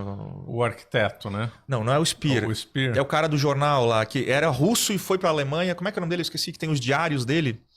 Rosenberg. Rosenberg. O Rosenberg. Ele também era bem ideológico nesse sentido. Rosenberg era ligado a Tully, né? Também o Hess e o Rosenberg era bastante ligado a Tully, né? O Hitler nem tanto. Mas todos eles tinham a sua própria visão ideológica bem definida. Mas o Hermann Göring não. Ele não, talvez... Eu vejo o Göring não se importando tanto com questões ideológicas. Ele era muito mais um cara que gostava de ostentar poder e luxo e gostava de ter sua base de poder. Ele meio que seguia a linha de Hitler muitas vezes. Porque eu acho que ele não se importava em pensar por si mesmo, então ele meio que seguia Hitler e a linha hitlerista mais assim. Para poder manter o seu poder, mas eu não vejo o Göring como um cara um ideólogo do nacionalsocialismo. Eu vejo ele um administrador, um técnico de aviação e o líder político e de polícia que queria manter o seu feudo, né, de poder. Agora, se for pegar visões diferentes de nazismo, dentro do nazismo, tem o Walter Daher, né? Ele era muito mais ligado à questão agrária. É engraçado que o Hitler ele permitia a coexistência de interpretações diferentes do nazismo dentro do nazismo. Porque ele fala, a gente tem que cumprir os objetivos de destruir os judeus e pegar as terras do leste. Eu não vou ficar aqui perdendo tempo com picuinha ideológica sobre o que é nazismo isso, nazismo aquilo. Tá bom, tenha sua visão de nazismo. Dane-se. Apenas trabalhe para os objetivos que a gente tem que fazer. Sabe? Hitler era bem tolerante dentro das visões diferentes do partido, assim, né? Então, não existia uma ideologia nazista única. Tinha a visão de Hitler, que o livro traz, mas Hitler discordava de praticamente muita coisa de Himmler, do Daher, do Rosenberg, até do próprio Goebbels. Mas ele deixava essas divergências coexistirem para os objetivos finais. O Hitler ele não via a ideologia nazista como essencialmente sangue solo. Ele não via... Hitler era muito do sangue, da genética, mas não era um grande fã de que o solo e a agricultura são o pilar da comunidade nacional, que nem o Daher falava. Não. Hitler via a agricultura como só um meio de subsistência essencial, sim, mas como todo qualquer outro. O Daher que tinha essa visão agrária, utopística, né, que o solo é essencial para a germanidade, não sei o quê. O Hitler achava isso uma bobagem. Mas deixava o cara lá, porque ele era eficiente no que fazia. Deixava ele escrever os livros dele, dane-se, entendeu? Chegou a haver uma estatização de fazenda, desapropriação na Alemanha ou não? Em alguma medida sim, mas não foi tão relevante, não. Assim, toda a economia foi voltada para o esforço de guerra, né? Então, naturalmente, não houve uma coletivização da agricultura como ocorreu na União Soviética, nos kulaks, né? Daquela desgraça que o Stalin fez na Ucrânia. Mas o Hitler certamente tinha um controle indireto de grande parte da produção agrícola e de importação de insumos de agricultura para os fins da máquina de guerra, com certeza. Mas não foi tão relevante assim, não, se comparado à União Soviética. Mas, é claro, Hitler não descartava a ideia de fazendas coletivas arianas, né, que os senhores arianos iam ter os seus escravos eslavos no leste depois. Né? Mas na história, como aconteceu, não teve tanto assim. Certo. Fala um pouco das ideias, então, do Himmler, então. O Himmler era... Assim, o Hitler é a figura mais famosa do nazismo, né? Mas eu acho o Himmler a mais impactante e sinistra. Veja, o Hitler não teve tanto influência e mando no Holocausto. Hitler estava muito mais preocupado nessa época com o avanço da guerra e a guerra no leste. Ele delegou a limpeza étnica no território conquistados para a SS, de Himmler, né, de Heydrich, do Eichmann. Os demônios, nossa. Então, o arquiteto mesmo do Holocausto, o arquiteto administrativo, foi a SS a mano de Himmler, que Hitler deu carta branca pro cara fazer ali, né? Então, Himmler, ele tinha uma visão muito pagã da germanidade, né? Ele era muito... Porque a SS, os símbolos são as runas lá, né? As runas, bem pagã mesmo. Isso, o Himmler era muito pagão, tinha um pouco de misticismo assim, envolvido na SS, né? O Hitler achava uma extrema bobagem. O Hitler achava o Himmler um sujeito arrogante, mesquinho e estúpido no sentido ideológico. Hitler tirava sarro, quando ele estava com Goebbels, e Goebbels relata no diário, eles tiram sarro, ficam rindo de Himmler. Acham que Himmler é um pateta. Um idiota que fica se perdendo tempo com o paganismo antigo, teutônico e misticismo, que o Hitler só falava que isso é um monte de bobagem, não sei o quê. E por que o Hitler deixou ele, né? Porque ele era extremamente eficiente no que ele fazia. Himmler foi, talvez, o burocrata mais eficiente do século XX. Porque ele transformou, em poucos anos, o Estado nazista numa indústria continental de assassinato em massa. Num ritmo, assim, impressionante. Ele era tacanho, ele era mesquinho, mas ele era extremamente detalhista. Ele era o burocrata por excelência. Ele estruturou toda uma máquina que ninguém podia questionar o mando de cima e todo mundo cumpria em cadeia. Até o extermínio que ocorria nas bases finais.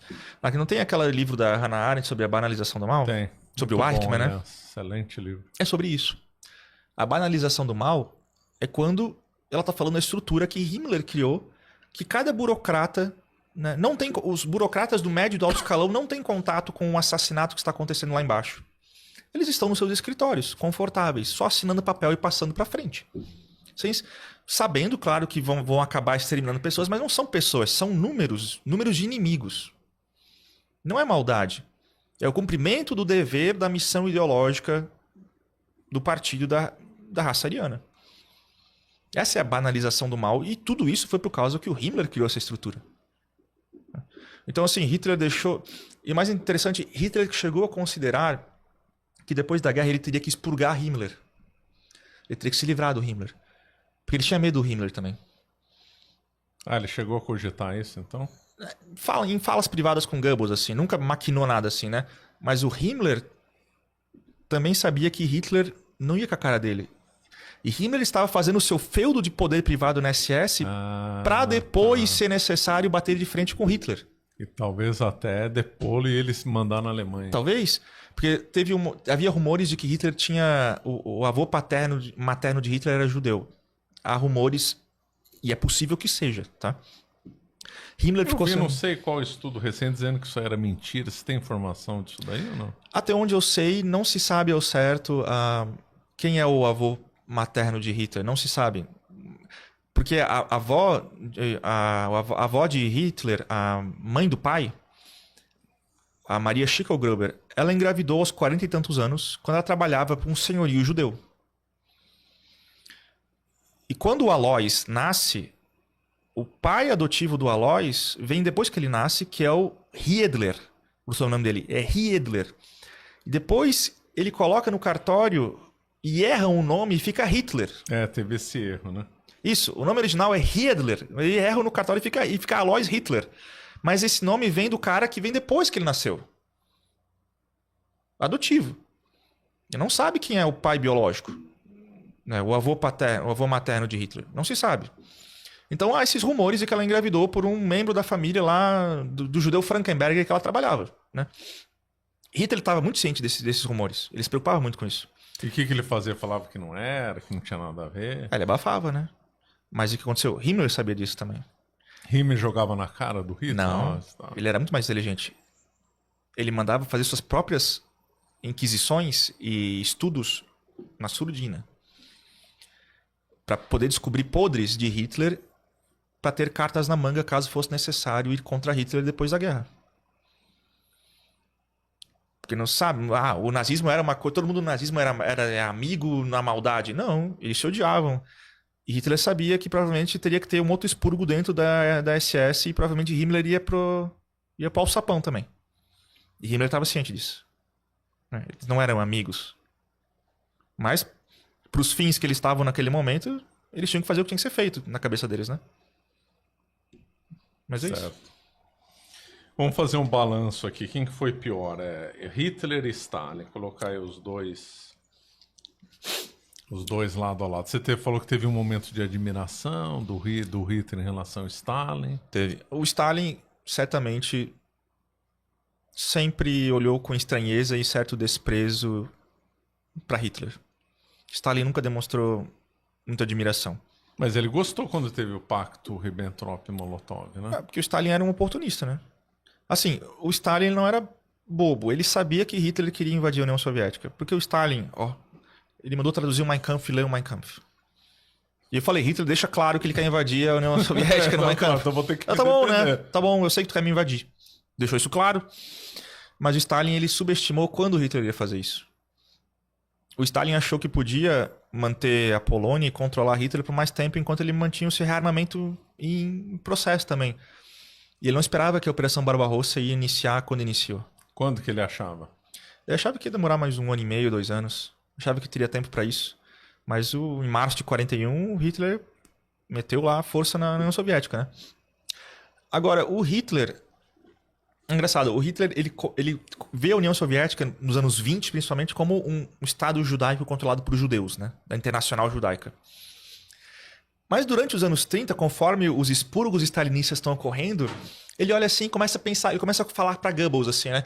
Poxa, esse Stalin aí está fazendo um bom trabalho eliminando os judeus do Estado bolchevique, hein? Talvez esse camarada Stalin não seja tão mal. Ele começa a ter esses questionamentos. Porque o Stalin é georgiano, não é de origem judaica, né? E ele vê que o Stalin está talvez controlando os elementos judaicos no Estado bolchevique, ele fala. Então o Stalin talvez esteja fazendo algo certo. Ele começou a ter uma certa admiração ali pro Stalin. Bizarrice total, né?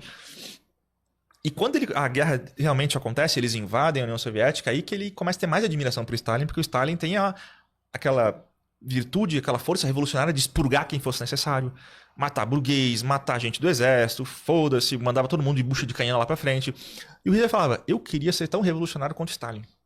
Olha o que ele consegue fazer. Olha o que ele fez controlando os judeus na União Soviética e olha o que ele fez aqui na guerra, como ele é eficiente. E ele fala várias vezes no privado. E ele vê o modelo de estatização depois como possível por causa do que ele vê a eficiência soviética na guerra, né? Ele começa a ter essa admiração. Ao mesmo tempo que ele começa a desprezar Mussolini. Mesma medida. O que ele falava do Mussolini nessa época? Depois que... O Hitler tinha uma grande admiração por Mussolini nos anos 20, 30, assim, mas depois ele vê que a Itália fascista é uma merreca, né? Militarmente é insignificante. Mussolini não tem o poder de controle absoluto dentro do partido, dentro da sociedade italiana. E Mussolini e o fascismo italiano fazem uma grande... merreca lá no norte da África. Total, e ele tem que mandar o Rommel segurar lá o norte da África, né? Ele começa a ver que Mussolini é um cara mais incompetente do que ele imaginava. E começa a desprezar Mussolini. Ele vai ganhando admiração por Stalin e desprezando Mussolini durante a guerra. Exatamente isso. Curioso. Uma coisa aí tá faltando nessa história que é o Japão. Pois é. Como é que o Japão se alia aí com a Alemanha? Até como é que essas ideias raciais eram vistas no Japão? A Alemanha não viu os japoneses com preconceito? Como é que era essa história? Bem, eles se unem no Pacto Anti-Comintern, né? No final dos anos 30. Eu vejo o Japão, dentro do eixo, uma certa incógnita às vezes. Porque o Japão ele não era alinhado numa teoria ideológica racial ariana, de nenhuma maneira. Porque os arianos, o Hitler, via os asiáticos como um meio termo entre negros e arianos. Ele fala assim, os únicos que conseguem criar e manter uma cultura são os arianos. Mas os asiáticos, embora não consigam criar cultura, conseguem copiá-la. Copiam a cultura ocidental ariana e a utilizam. Já os negros, segundo Hitler, não conseguem nem copiar, nem manter, nem criar. Por isso são inferiores. Mas o Hitler considerava os asiáticos superior aos eslavos, que ele odiava? Sim, considerava superior aos eslavos, sim. Porque ele viu que os asiáticos eram muito eficientes O Japão se tornou muito industrial na época... Restauração Meiji. Isso, no final do século XIX, né? E o Hitler vê que os caras estão fazendo um bom trabalho em industrialização. Estão copiando técnicas de modernas da indústria ocidental e fala que, realmente, se comparado aos eslavos, os asiáticos são mais competentes, são uma raça um pouco superior aos eslavos. Venceram na guerra contra a Rússia. Invadiram a China, não sei o quê. Venceram a Rússia em 1905, né? Claro. Mas a questão que eles se uniram não é nada ideológico, né? Para Hitler, eles eram uma raça inferior aos arianos, né? Mas era estratégica, naturalmente. Eu acredito que Hitler via a expansão japonesa na Manchúria, na China, como uma pressão na União Soviética. Uma pressão oriental na União Soviética, porque faz fronteira lá na China e Rússia. Então ele via como... Porque Hitler ele não queria expandir e conquistar o leste. Não tinha nada assim na cabeça dele, assim, né? Ele queria... Então ele viu que os japoneses podiam ser uma boa base de contenção para a expansão russa e uma pressão para a expansão russa ali no leste. Ao mesmo tempo que ele impedia a evolução do Mao Tse-tung e do Partido Comunista também. Tá? Assim, então ele viu que se a gente garantir uma base de apoio no leste para impedir o avanço do bolchevismo no leste e fazer uma pressão ainda, por que não? Certo? Então acho que foi por esse meio que eles foram engatinhando ali uma aliança. Mas foi péssima essa aliança, porque atraiu a fúria dos Estados Unidos. Isso é muito curioso. O livro traz pela primeira vez aqui no Brasil as opiniões de Hitler quanto aos Estados Unidos. Interessante. O Hitler, ele tinha um misto de temor e admiração profundas pelos Estados Unidos. Porque ele viu os Estados Unidos como uma autarquia natural. Não tem inimigos nas fronteiras, eles dominaram o México, pegaram o Texas e o México é ninguém. E eles são muito similares ao Canadá. Né? E tem os dois oceanos, no leste e oeste. E eles têm uma enorme base de recursos naturais que a República Americana, ele chamava de autarquia americana ou República Americana, conseguiu fazer um sistema central capaz de controlar todos os recursos naturais daquele grande, praticamente um continente lá, né? Então ele fala que ele queria que a Alemanha fosse assim. Ele queria que a Alemanha fosse uma autarquia natural tanto quanto os Estados Unidos. Porque ele via, como nós não somos uma autarquia, nós temos que conquistar a nossa terra no leste, enquanto os Estados Unidos já são naturalmente uma autarquia. Então ele fala, o Hitler fala, o futuro da luta política no século XX vai ser nós contra os Estados Unidos.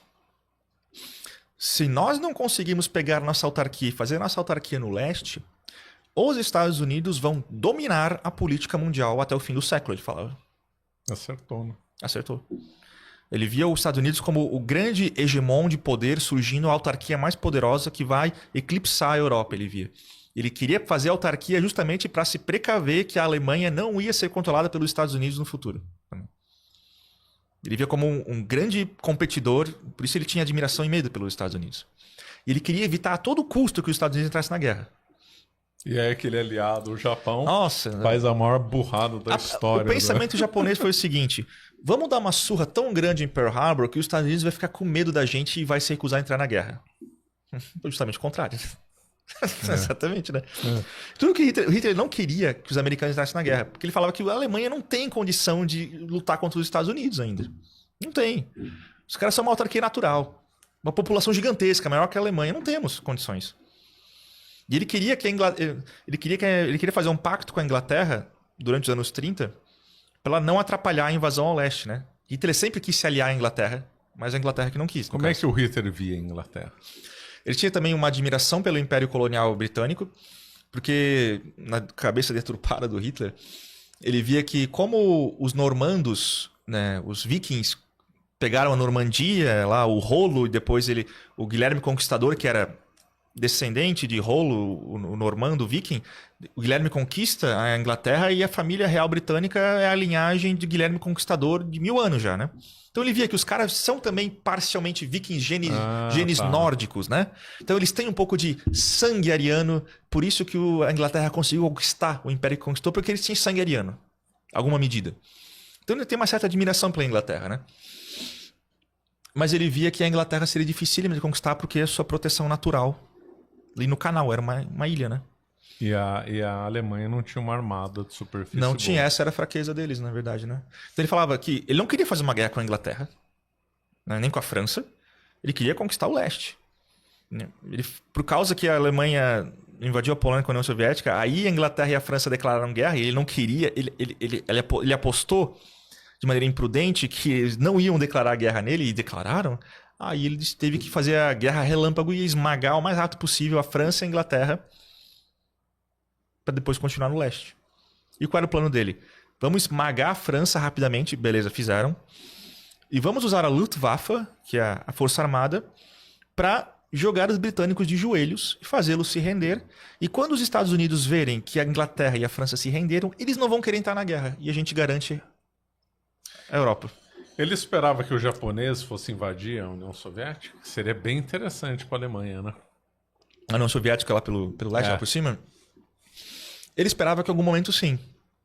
Ele esperava que os japoneses fossem dominar de vez toda a China continental e depois iam ajudar na contenção lá do bolchevismo e da Rússia. Sim, mas isso não se materializou no caso. Eles não tinham uma certa coordenação, isso é muito estranho. O Japão não tinha uma coordenação de guerra, de planos com a Itália e a Alemanha. Tanto que fez Pearl Harbor. Que erro, né? Nossa, impressionante. Né? E Hitler ficou putíssimo com isso. Foi uma falta de estratégia bem grande ali, né? Total. Pois é. Mas Hitler não queria que os Estados Unidos entrassem na guerra de maneira nenhuma. Última questão antes das perguntas é: o Hitler chegou a comentar sobre o Brasil, a América Latina, ou que era um fim de mundo completo para ele? Assim, não há opiniões da América Latina, de Hitler sobre a América Latina, nem Vargas, no caso, nesse livro, né? Não tem. Mas pelo que eu sei, até onde eu pude estudar, o Hitler considerava a América Latina uma miscigenação étnica meio escrota. Né? Os europeus vieram aqui com os índios, com escravos negros, e ocorreu a miscigenação que ele obviamente não gostava. E achava que por isso que isso era o atraso da América Latina, segundo ele. Então ele achava que a América Latina ia acabar virando um feudo de exploração para a autarquia americana. Os americanos iam conquistar, né, no final do século, toda a América e ia se tornar um feudo de exploração de matérias-primas para a autarquia americana. Eu achava isso. Muito bom. Eduardo, temos perguntas? Temos sim. Vamos lá. Então vamos lá. Belisários Varelinski, superchat. Obrigado. Ele fala aqui: o que você acha do livro Governo Onipotente de Ludwig, sobre a ascensão do nazismo? Um livro excelente. O Ludwig von Mises, por ser judeu e por ser, na época, um liberal, mas que hoje é um libertário, a gente considera, né? Era inimigo natural de Hitler, né? Toda a teoria econômica da escola austríaca é contrária à percepção de mundo econômica de Hitler. Toda a visão de mundo econômica de Hitler é 100% contrária a toda a teoria econômica da escola austríaca de economia. E, naturalmente, von Mises, por ser um judeu, ele temia que Hitler fizesse o Anschluss, que acabou fazendo, né? O von Mises teve que fugir da Europa e foi para os Estados Unidos, para Nova York, né? Então, eu acho um livro excelente. O von Mises é um ótimo teorista econômico e também faz umas boas análises políticas. Então, a análise política do von Mises sobre a ascensão e estruturação do Estado nazista é muito boa, do ponto de vista de alguém que era um inimigo natural de Hitler, assim, né? Acho que é um bom ponto de vista de se ler, nesse sentido. Tem mais uma aqui. O que Hitler achava da Igreja Católica? Pio XII favoreceu o nazismo? O Hitler, assim, havia opiniões divergentes sobre a Igreja e o cristianismo no Partido Nazista, né? Não havia uma única opinião uníssona e coesa sobre, isso aqui é o que o nazismo definitivamente aceita sobre o cristianismo. Não. Opiniões divergentes. Hitler, especificamente, ele se considerava cristão. Eu acho que ele era sincero nisso, mas era um cristianismo bem estranho. Ele achava que Jesus era um profeta meio ariano. Ele achava que Jesus, na verdade, era filho de um legionário romano. E ele achava que a verdadeira lição de Cristo era na questão do templo, de chicotear lá o pessoal do templo, os judeus, né? E ele achava que essa é a verdadeira instrução de Cristo e que o apóstolo Paulo, segundo Hitler, o primeiro bolchevique, deturpou os ensinamentos de Cristo e todo o catolicismo e, portanto, protestantismo, qualquer vertente de cristianismo é uma deturpação judaica provinda do primeiro bolchevique Paulo. Então ele se considerava cristão porque ele, segundo ele, interpretou corretamente Cristo, que era o Cristo ariano antissemita. E todos os outros que acreditam no catolicismo, no que o Paulo fez depois, são, na verdade, enganados por judeus. Agora, Hitler achava que a Igreja Católica... Ele tinha uma certa admiração pela estrutura e administrativa da Igreja. Por exemplo, ele fala que, como ele admirava a classe trabalhadora, ele achava que o Partido Nazista e a sociedade alemã tinha que cada vez retirar mais elementos do povo, da classe trabalhadora. E ele fala isso que a Igreja Católica faz isso. Por causa do celibato, não há transferência de herança ou apontamento de filhos para cargos eclesiásticos. A Igreja Católica retira os melhores elementos do povo, da classe camponesa, da classe trabalhadora, para ser seus representantes. Ele fala, isso é muito saudável e nós temos que fazer igual. Essa é a única medida de admiração de Hitler com a Igreja Católica. Agora, se ele tinha propensão a proteger a Igreja Católica, a querer manter a Igreja, o catolicismo na sua comunidade nacional socialista depois da guerra, não. De fato, houve muitos padres que foram perseguidos, mortos. Perfeito. Né? Para Hitler, o catolicismo é uma deturpação do ensinamento de Cristo, uma deturpação judaica, então, obviamente, não teria lugar na sua comunidade popular depois da guerra. De maneira nenhuma. Certo? Quanto ao Papa Pio XII, isso, eu sinceramente, eu acho estranho, porque ainda há esse tipo de pergunta. Porque isso não faz o menor sentido. Mas depois do livro do Passepa, né? O livro do Passepa já demonstra... Já acabou com essa história. O Papa Pio XII, na verdade, salvou muitas pessoas da perseguição. Né? A Igreja Católica se tornou, em certo sentido, um baluarte de proteção.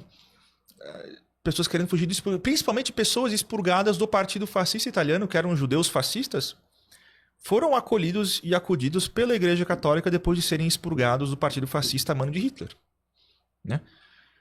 Então, assim, Papa Pio XII é talvez uma das pessoas mais canceladas indevidamente da história.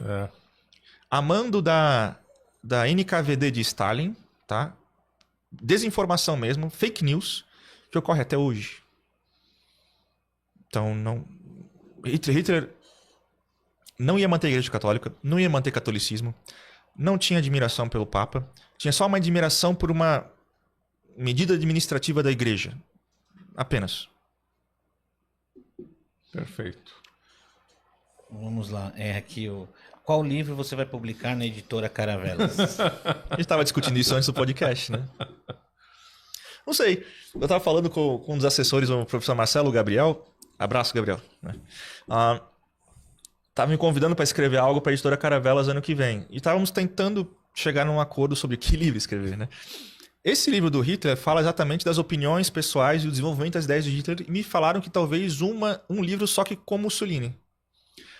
A evolução das ideias do Mussolini em alguns tópicos específicos. Como essas ideias eram, como elas evoluíram e como elas acabaram. Talvez seja isso, eu não sei. Ou então alguma coisa relacionando eles, né? Comparando, né? Com Franco e com Salazar, né? A gente não falou, mas o livro traz, traz opinião de Hitler sobre Franco, né? Aproveitar esses últimos minutos para falar disso, então. O Franco, Hitler desprezava Francisco Franco. Embora ele tenha ajudado Franco, né, na Guerra Civil Espanhola, porque Hitler não queria, segundo ele, uma revolução bolchevique na Península Ibérica, né? Que ia atrapalhar os planos de guerra dele. Mas ele detestava o Francisco Franco, porque ele via que o Franco era um ditador que governava um país de padrecos, padres. Ele detestava o catolicismo, detestava os padres, e achava que o Franco era um ditador fraco, né, que arriava as calças para a Igreja Católica e que os padres aqui mandavam na França e não nele. Então Hitler, embora Franco fosse um aliado na Guerra Civil e depois não se aliou ao nazismo na Segunda Guerra, né? Tiveram encontro no vagão horas, do trem. Horas. E o Hitler, depois desses encontros, falava cada vez mais mal de Franco, né? Falou que preferia ficar 2 horas com um dentista do que conversar com o Franco de novo. E ele falava que ele só ajudou o Franco porque não queria... Segundo ele, é uma revolução bolchevique na Espanha, mas ele falava que o Franco é controlado pelos padrecos da igreja. Ele falava, é por isso que a gente não pode deixar os padres terem influência aqui na Alemanha, ele falava assim. Essa era a opinião do Hitler sobre o Franco. Depois a Divisão Azul foi lá atuar na Alemanha. Uhum. Mais alguma pergunta? Tem mais uma pergunta aqui, mas eu queria fazer uma pergunta do estúdio aqui. Uhum. É meia política, né? Mas vamos lá. Perón, ele abre para os nazistas virem para a Argentina, né? E o próprio Sérgio Massa, na última eleição argentina, ele fala que ele é herdeiro do Perón. Uhum. Visto isso, a gente pode alinhar Perón ao esquerdismo, certo? Você acha que essa proximidade aí do Perón com o nazismo, isso não prova que o Hitler era mais para a esquerda mesmo? O Perón é uma figura desprezível, na minha opinião, mas muito estranha. É estranho como um sujeito conseguiu sequestrar o pensamento político argentino por quase um século. Não, é impressionante. A coisa... Sendo um sujeito francamente, sei lá, medíocre, que queria fazer um corporativismo trabalhista baseando-se também na experiência fascista italiana. Né? E por causa da Evita, né, que era esposa dele, criou-se esse culto à personalidade estranho na Argentina. Eu não sei por que diabos a gente... É que por muito tempo, antes do Milei, todo o espectro político era uma briga de peronistas, né? Peronista de esquerda, de É uma direita. competição para ver quem é mais idiota lá na Argentina, praticamente, né? Eu sou peronista assim, não, eu sou peronista assado, eu sou mais peronista. Eu falei, meu Deus do céu, né? Que país desgraçado, né? A política toda é para ver quem é mais imbecil em economia, né? Na verdade. E o Perón, ele era claramente um aliado do trabalhismo, né? Da vertente esquerda do sindicalismo, né? Tanto que ele copiou medidas fascistas para a Argentina. E ele tinha uma certa admiração por Hitler, não no sentido de que ele achava que Hitler era um grande líder corporativista que nem Mussolini, mas porque eu acho que ele via o experimento populista de Hitler como bem-sucedido. E Perón era um populista, né? Extremo.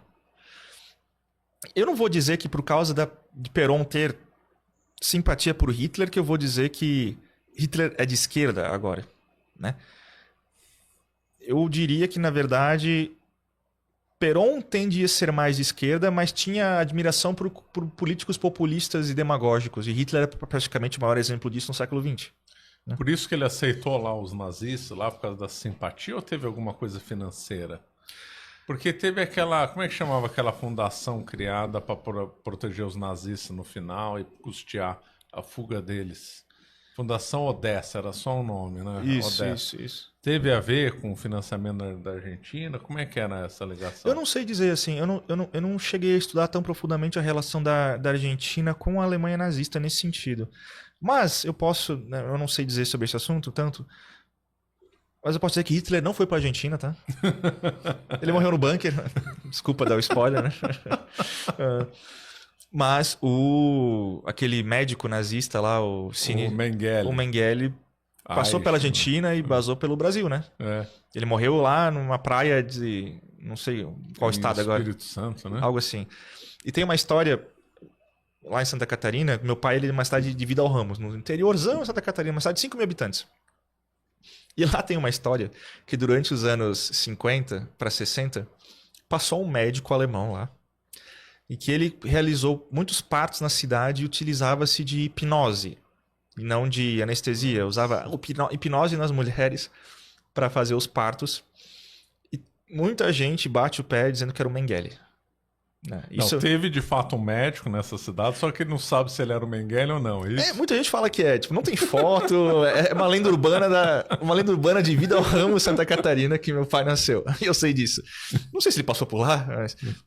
Enfim, mas não, eu não sei muito sobre a questão da Argentina, assim, tem que estudar mais nesse sentido, professor. Então vamos para a última questão. Existe neonazismo no Brasil? Existe algum lugar que o nazismo ainda é forte? Houve movimentos parecidos? Sim, há neonazismo no Brasil, né? Há células. Infelizmente. Sim, infelizmente. No sul, há em outros lugares, Estados Unidos, Europa. No sul, temos células neonazistas no sul. E, pasme, o segundo lugar que há mais células neonazistas é o Nordeste. Sério? O Nordeste? Isso. É o sul depois do Nordeste. Né? O tal do nazi pardo que eles chamam, né? Hitler não aceitaria vocês. Só falando. Pro Hitler, o nacionalsocialismo era, segundo ele, o livro fala isso, a patente exclusiva alemã. Não era exportável. Então desistam, vamos fazer outra coisa, tá? O próprio líder de vocês não ligaria para vocês. Mas um outro lugar que o nazismo vingou, não há, assim, politicamente, assim, tomar poder, não, nenhum lugar vingou assim, nazismo não. Há grupos neonazistas espalhados aqui no Brasil, na Europa, mas eles são células marginalizadas, a maioria das vezes, né? E muitas vezes são controlados pela polícia, ainda bem, né? Você chegou a ver aquele vídeo do Heleno, que era do Partido Neonazista dos anos 80. Eu vi, cara. Eu vi. O Heleno é um homem negro, né? Isso. Ou era, não sei se está vivo. Lá nos anos 80 ele foi na praia do Rio de Janeiro, porque ele era do... Qual que era o partido do Brizola? PDT. Ele era do PDT, do Brizola, né? Esquerdismo rio-grandense. E aí ele se desiludiu com o PDT e prospectando os partidos políticos brasileiros, decidiu que o Partido Nazista Brasileiro seria uma boa escolha. O nosso amigo Heleno, né? E ele foi lá na Praia Carioca falar que ele fazia militância nazista e pegou briga lá com um senhor judeu, cujos parentes, alguns parentes haviam morrido no Holocausto, né? E ficou lá brigando com o senhorzinho judeu na praia. O nosso amigo Heleno, o negro nazista brasileiro. É um vídeo bizarro. Bizarro. O que o Hitler diria do Heleno? Eu diria que o Heleno tá manchando a imagem do nacionalsocialismo, né? Porque para Hitler o negro não desenvolve cultura, nem se apropria de cultura e não desenvolve nada. Então ele tá só querendo, né, sei lá, tirar vantagem com o nome do partido do Hitler, do movimento Hitler. Hitler não expurgaria o Heleno. Espero que você não seja mais nazista, tá, Heleno, se estiver vendo isso. Ah, não deve ser. Né? 30 anos depois, dá tempo de pensar um pouco, né? É. Não esqueci da conclusão do Hitler e Stalin. Quem foi pior, Hitler ou Stalin? Quem foi mais diabólico? Numericamente falando, assim, eu já fiz um post no Twitter que viralizou e pegou muito hate, mas o hate no bom sentido, que quando esquerdista e comunista fica puto, quer dizer que tu falou algo certo, na verdade, né? Eu falei, numericamente falando, é muito moralmente mais aceitável você ser fascista do que você ser comunista. Fascismo italiano. Todo experimento com colônias ali, 350 mil mortes atribuídas. Nazismo alemão. Descontando a guerra. Só as mortes diretas, né, do Estado nazista ali. 6 milhões em média. Do Holocausto. Né? Isso. Agora, Gulag soviético. Uma média 15 milhões? Se não mais. Fome, Holodomor. Isso, tudo. Pegando os experimentos comunistas do século XX. Mao Tse-tung, Stalin, os africanos, Pol Pot, né? Vietnã, Cuba, que o seja, Coreia do Norte. Pode-se estimar muitos milhões para casa dos 60 milhões para mais. A matemática é muito clara. Objetiva. É muito moralmente mais aceitável você ser um fascista do que você ser um comunista. Um fascista é um ser humano melhor do que um comunista e os números são claros sobre isso. Se você ostenta a foice e o martelo na sua camisa, você é extremamente mais moralmente repugnante do que você ostentar o Faccio Littori em uma camisa do Mussolini. É só números. Agora, sobre Stalin, certamente foi pior, na minha opinião. Em termos de vítimas, foi pior.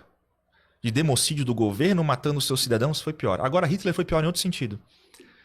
O programa político de Hitler desencadeou uma guerra mundial. O programa político de Hitler é de extermínio racial que desencadeou numa guerra, na maior guerra da história. Então, eu acho que Stalin foi o maior assassino do seu próprio povo. Hitler foi, talvez, o pior assassino em massa da Europa. Acho que essa é a minha opinião, professor. Achou o vídeo, hein? Então aí, achamos o vídeo aí. O Heleno aí, vai lá. Vai lá. Tá sem volume, tá sem áudio. O nome do vídeo, Heleno, o negro nazista. Deus do céu.